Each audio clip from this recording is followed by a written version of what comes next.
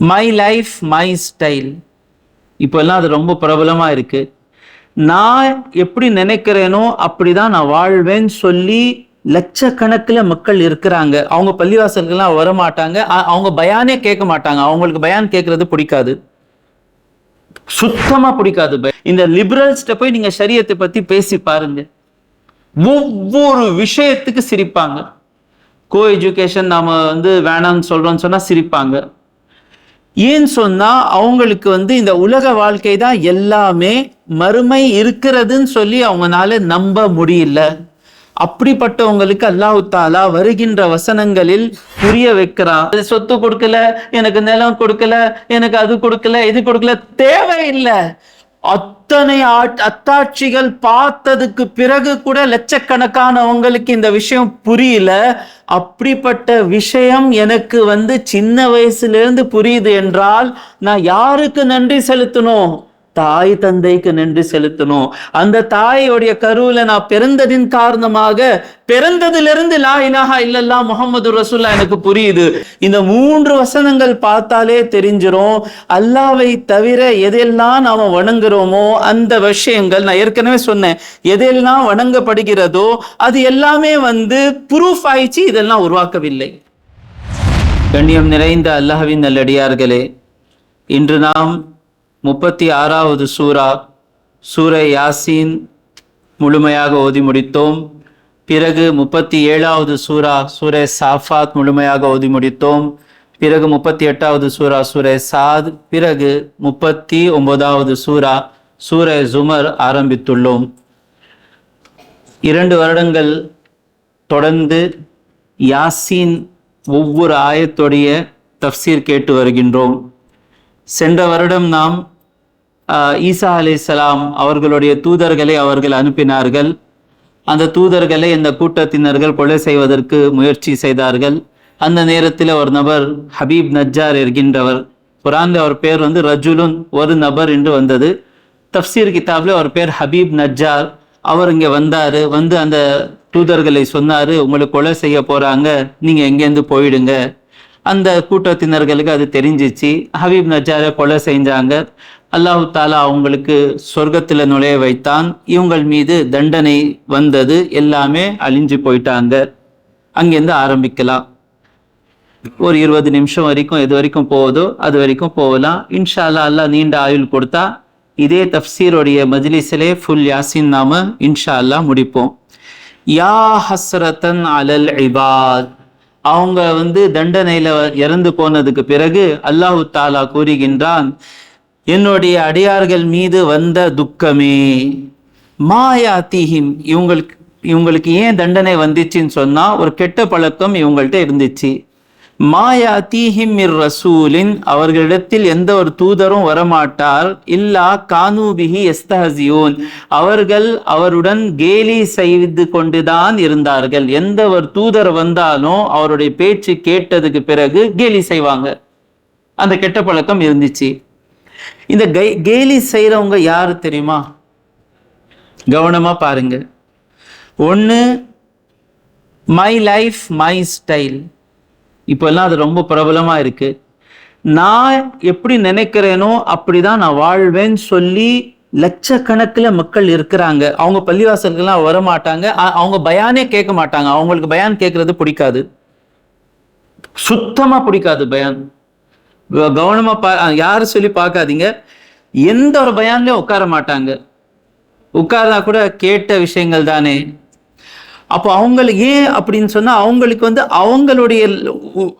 அவங்களுடைய உள்ளம் தான், அவங்க மனசுல என்ன வருதோ அப்படிதான் வாழணும். மற்றவங்க எல்லாமே லூஸ், நவுசுபில்லா. 2வது நபர்கள் யாரு? உலக வாழ்க்கை தான் எல்லாம் சொல்லி பார்த்துட்டு இருக்காங்க பாருங்க. அவங்க முஸ்லிம்கள் செய்யற விஷயங்களை பார்த்து சிரிக்கிறாங்க. முஸ்லிம் பெண்கள் புர்கா போட்டுட்டு போனா சிரிக்கிறாங்களா இல்லையா? இதான தூதர், அல்லாஹ்வுடைய தூதர் கொண்டு வந்த விஷயம். புர்காவை பார்த்து சிரிப்பாங்க, தாடியை பார்த்து சிரிப்பாங்க.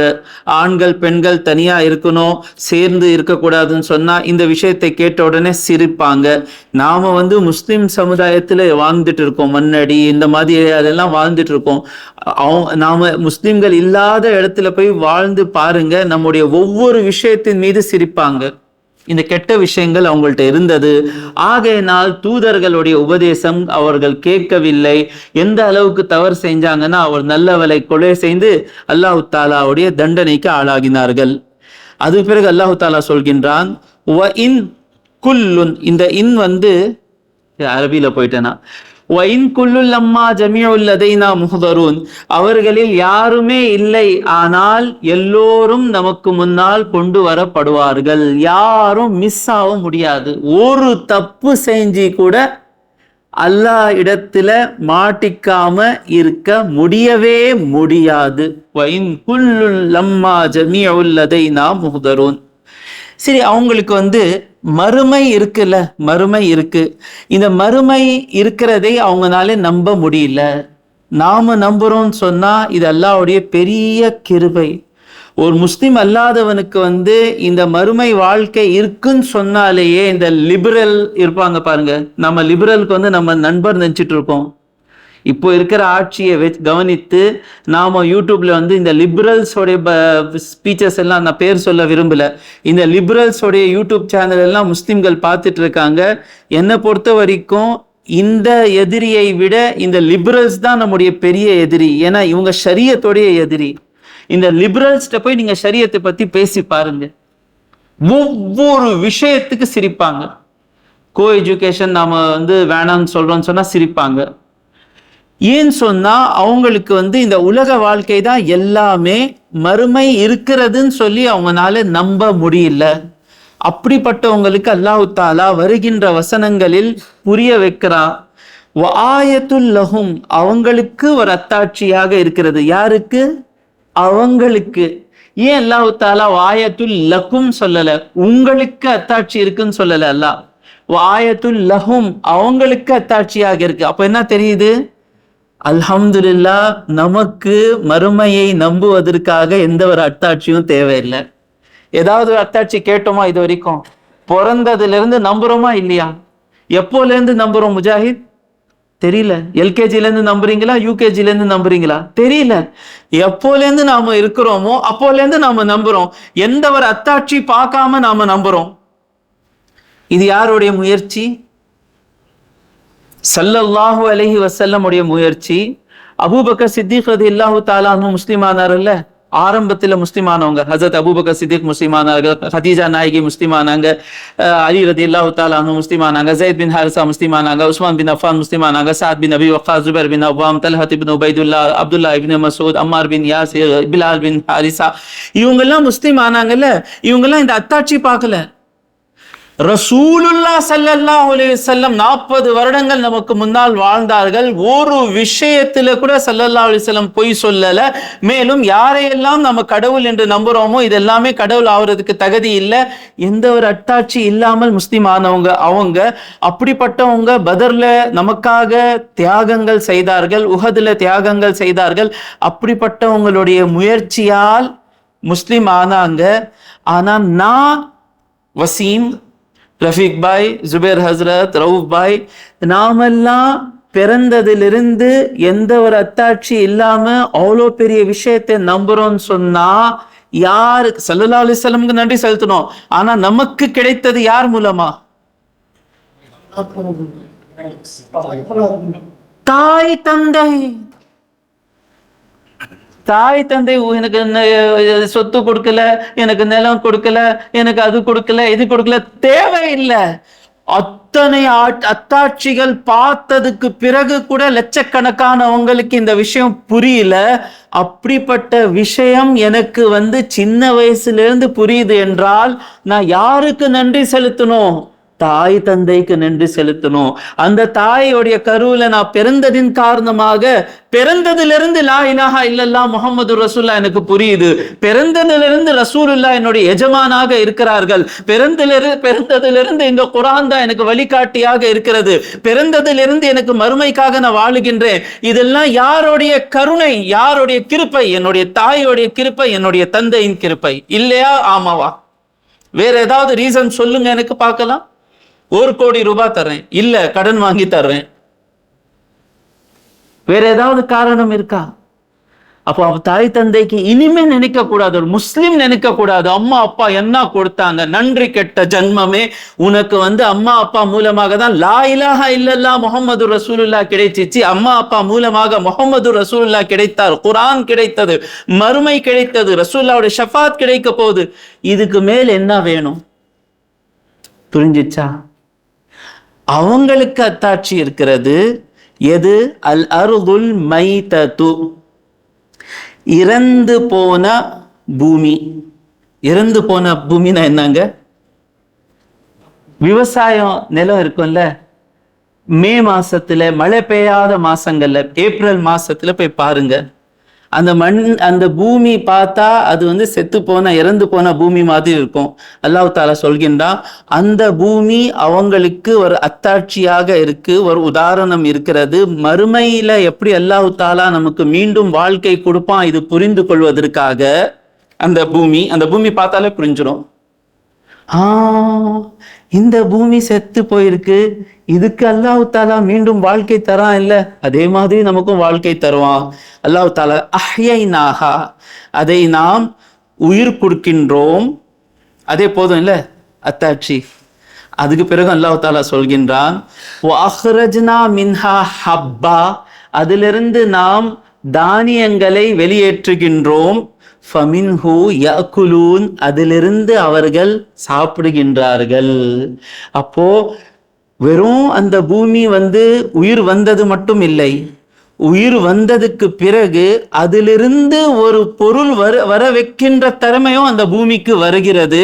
அப்போ அந்த மாதிரி அல்லாஹ் தாலா பூமியே படைக்கின்றான், பூமியிலிருந்து ஒரு விஷயத்தை வர வைக்கிறான்னு சொன்னா, அதே மாதிரி தான் மறுமையில இறந்ததற்கு பிறகு நாம எழுந்து நிற்போம்.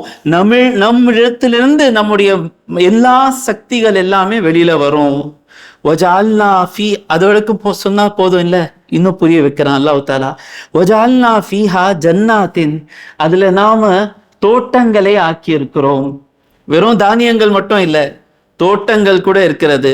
மின் நஹீலின், பேரித்த பழம், வஅனாபின், திராட்சை, வஃபஜ்ஜர்னா ஃபீஹா மினல் உயூன், அதுல நாம நீரூட்டுகள் சொல்லுவாங்க, உயூன் ஸ்ப்ரிங்ஸ் சொல்லுவாங்க, அது கூட அந்த பூமியில வருது. அந்த ஏப்ரல் மாசத்துல அந்த பூமியை பார்த்தா எப்படி இருந்துச்சு?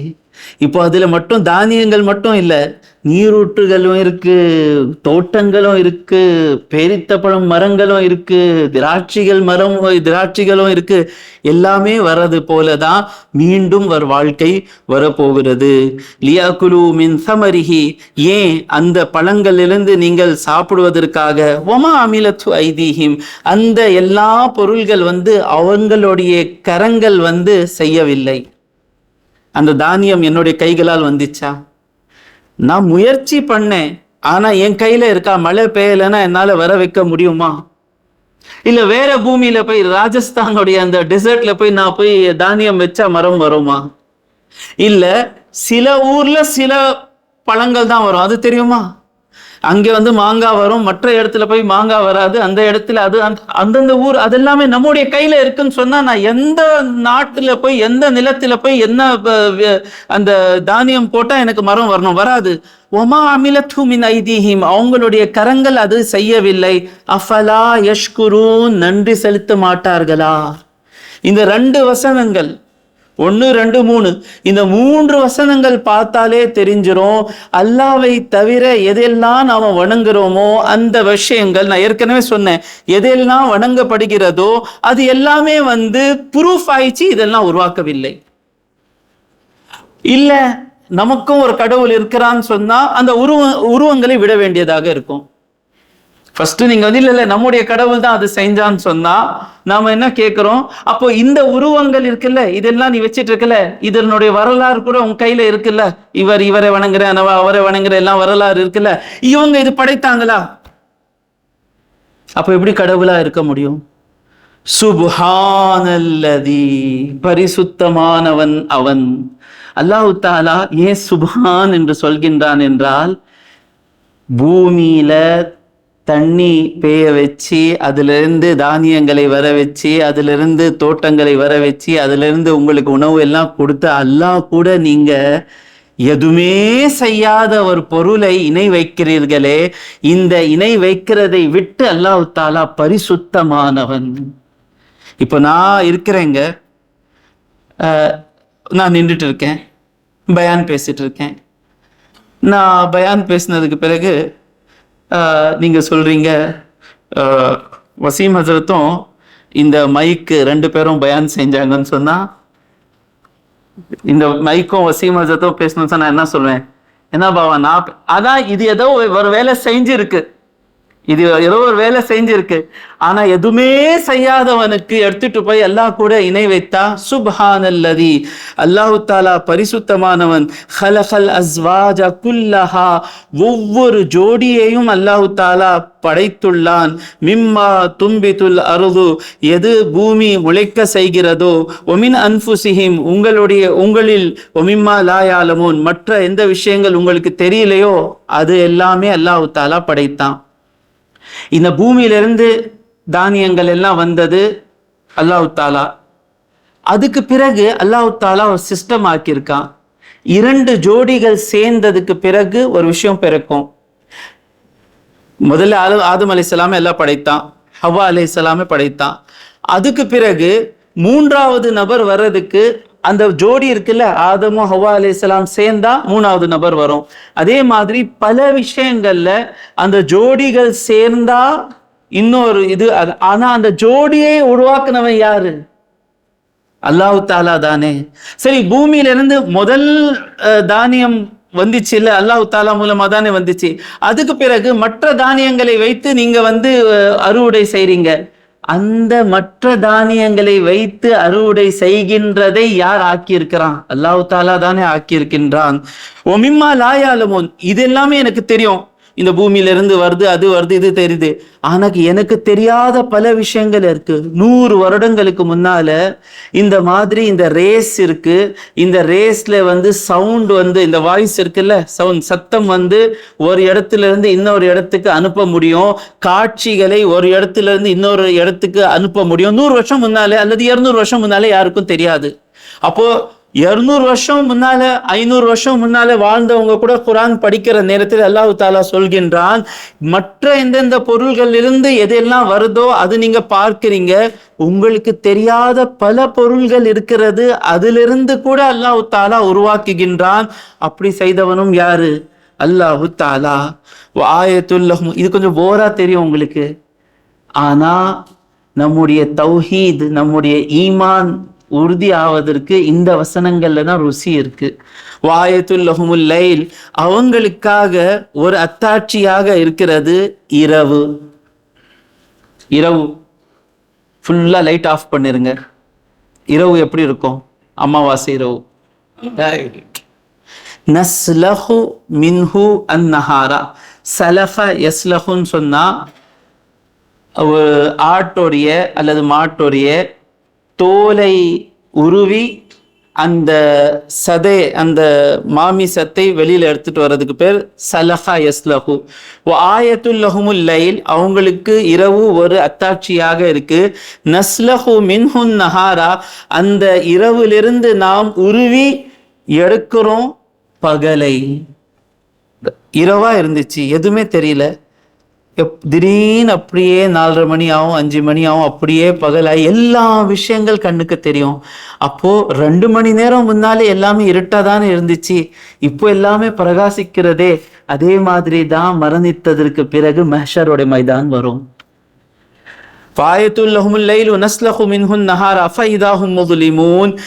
அவங்களுக்காக இரவு ஒரு அத்தாட்சியாக இருக்கிறது. அதிலிருந்து நாம பகலை உருவி எடுத்த உடனே என்ன ஆயிடுது? ஃபைதாஹும் முதுலிமூன், அவர்கள் இருட்டில் ஆகி விடுகின்றார்கள். அப்போ இதுல இருந்து இன்னும் வஷம் சுத்தஜிரி இன்ஷா அல்லாஹ் அடுத்த வருஷம் நாம பார்க்கலாம். ஏன்னா வஷம் சுத்தஜிரி முஸ்தகரில்லஹான்ல சயின்டிபிக் இது வருது, அது இன்ஷா அல்லாஹ் புரிய வைக்கலாம். அப்போ இந்த வசனங்களை கொண்டு அல்லாஹ் தாலா மறுமையுடைய வாழ்க்கை இருக்கு, நம்புங்க என்று புரிய வைக்கிறான். யாருக்கு? யாருடைய தாய் தந்தை முஸ்லிம்கள் இல்லையோ அவங்கெல்லாம் அத்தனை வசனங்கள் கேட்டாதான் அவங்களுக்கு ஈமான் வரும். நமக்கு எந்த ஈமான் இருக்கிறதோ இந்த ஈமானை நாம் காப்பாற்று மோமின்களாக வாழ வேண்டும். ஒவ்வொரு பயான் கேட்கிற நேரத்துல மறுமையின் மீது எனக்கு நம்பிக்கை இருக்கா இல்லையா என்று பார்க்கணும். மறுமையின் மீது நம்பிக்கை இருந்துச்சுன்னு சொன்னா உலகத்துக்காக நாம ரொம்ப கவலைப்பட மாட்டோம், ஓரளவுக்கு தான் கவலைப்படுவோம். மறுமை உடைய கவலை இல்லைன்னு சொன்னா உலகத்திலே நம்ம வாழ்ந்துட்டே இருப்போம். 80 வயசு ஆனதுக்கு பிறகும் அவருடைய சிந்தனை, தப்பா நினைச்சுக்காதீங்க, அந்த பத்திரம் பத்திரம் பத்திரம், காசு, கேஸு, கோர்ட்டு அப்படிதான் போயிட்டே இருப்பாரு. 80 ஆயிடுச்சு, நாளைக்கு மலக்குல் மௌத் ஆர் யூ கம்மிங் கேட்க மாட்டாரு, ப்ளீஸ் கம் கூட சொல்ல மாட்டாரு. வந்தா அவ்வளவுதான், ஃபினிஷ். அந்த ஃபினிஷ் எப்படி இருக்கும் எனக்கு எப்போ தெரிஞ்சிச்சின்னு சொன்னா, வண்டி அடிச்சது, கீழே விழுந்ததுக்கு பிறகு கால் வரமாட்டேங்குது, எடுத்துட்டு தான் போய் வைக்கணும் ஓரமா, என்னால நடக்கவும் முடியல, என் வண்டி அங்கே இருக்கு, என் பிஸ்னஸ்க்கு இப்போ நான் போக முடியாது, பையன் ஹாஸ்பிட்டலுக்கு வந்தா கூட நான் எடுத்து அவனுக்கு என் மடியில உட்கார வைக்க முடியாது. அப்போ என்னுடைய வயசான காலம் வர்றதுக்கு முன்னாலே அல்லாஹ் தாலா எனக்கு காமிச்சிட்டான் வயசானவங்களுடைய நிலைமை எப்படி இருக்கும், மௌத் வந்தா எப்படி இருக்கும். திடீர்னு ஒரு அளவுக்கு புரிஞ்சிச்சு. நான் உட்காந்துட்டு இருந்தேன், வாக்கர்ல தான் மூவ் பண்ணோம். அப்போ வாக்கர்ல மூவ் பண்ணா 2 கையிலையும் வாக்கர் பிடிக்கணும், தண்ணி தாகமா இருக்கு, பசங்கள்லாம் மேலே இருக்காங்க. 1 மணி நேரம் நான் அப்படியே உட்காந்துட்டு இருந்தேன், யாராவது கீழே இறங்குனா அவங்கள்ட்ட தண்ணி வாங்கி குடிக்கலான்னு சொல்லி. அப்போதான் தெரிஞ்சிச்சு 75 வயசுல 80 வயசுல பெட்ல படுத்துட்டு இருப்பாங்க, அவங்க எப்படி காத்துக்கிட்டு இருப்பாங்கன்னு சொல்லி. அந்த நேரத்துல தெரியும், பெஜாரா இருக்கும், உட்காந்துட்டே இருப்பேன், யாராவது வந்தா பேசலாமேன்னு சொல்லி. ஆஹா, அப்போ நம்ம வயசானவங்களுக்கு சொல்லுவோம், சுப்கே பைட்கோ தஸ்பீஹ் பढ़ बैठना नहीं, நம்ம தஸ்பீஹ் படிச்சுட்டு உட்காரலாம், ஏன் உங்களுக்கு வீண் பேச்செல்லாம். அல்லாஹ் தாலா ஒரு டைம் மெஷின் மாதிரி இந்த வயசான காலத்துல போறதுக்கு முன்னாலேயே சேர்ல உட்காந்து தொழுதா என்ன இருக்கும், நடக்க முடியலன்னா என்ன இருக்கும், வாக்கர் எடுத்துட்டு போனா என்ன இருக்கும், எல்லாமே பார்த்துட்டு அல்ஹம்துலில்லாஹ் வந்துட்டேன். இப்போ அந்த வயசுக்காக அப்போல இருந்து தெரியும், அவ்வளவுதான் வாழ்க்கை. நான் போனதுக்கு பிறகும் இப்போ அத்தனை பேர் பயான் கேட்கறாங்க, தராவி எல்லாம் கேட்கறாங்கல்ல, ஒரு 10 நாளுக்கு பிறகு யாருக்கும் நம்ம ஞாபகம் இருக்க மாட்டோம். இவங்களுக்காக நம்ம எல்லாமே உலகத்தை மறுமையை விட்டோம், அது விட்டோம், இது விட்டோம். இவங்க பாராட்டினாங்கன்னா நமக்கு சந்தோஷம், இவங்க குறை சொன்னாங்கன்னா நமக்கு துக்கம். 10 நாள் கூட ஞாபகம் வைக்க மாட்டாங்க. காலித் பாய் இறந்துட்டார், அல்ஹம்துலில்லாஹ், அல்லாஹ் அவருக்கு அல்ஹம்துலில்லாஹ், இன்னா லில்லாஹி வ இன்னா இலைஹி ராஜிஊன். அல்ஹம்துலில்லாஹ் ஏன் சொன்னேன்னு சொன்னா, ரம்ஜானுடைய மாதத்துல இருந்தாரு. ஒரு நாளுக்கு பிறகு யாருக்கும் ஞாபகம் இருக்காது, அவங்க வைஃபுக்கு ஞாபகம் இருக்கும், போயிட்டே இருப்பான். காலித் பாய் இறந்துட்டார், அவ்வளவுதான். வசீம் பாய் இறந்தா கூட அவ்வளவுதான் சொல்ல போறாங்க. அல்லாஹ் காப்பாற்ற வேணும். அதுக்காக மக்களுக்காக நான் யோசிச்சு உட்கார்ந்துக்கிட்டு, யார் எனக்கு அந்த நேரத்திலும் விட மாட்டானோ அவனை நான் மறந்து வாழ்ந்துட்டு இருக்கேனே. அந்த இறந்ததுக்கு பிறகு யாருக்காக அவர் பாராட்டணும், இவர் பாராட்டணும், இவர் என்னை பத்தி நல்லதா சொல்லணும், இவர் பேசணும்னு சொல்லி நினைச்சிட்டு இருந்தேன். கொஞ்சம் கூட நினைச்சு திரும்பி கூட பார்க்க மாட்டாங்க. ஆனா அவன் இருக்கான் பாருங்க, அல்ஹம்துலில்லாஹ், இப்போ கூட என்னுடைய எல்லா தேவைகளை பூர்த்தி செய்து கொண்டே இருக்கின்றான். இறந்ததுக்கு பிறகு அவன் மட்டும் தான் எனக்கு கவனிப்பான். இன்ஷா அல்லாஹ். வாஹிரு தாவானா அல்ஹம்துலில்லாஹி ரப்பில் ஆலமீன்.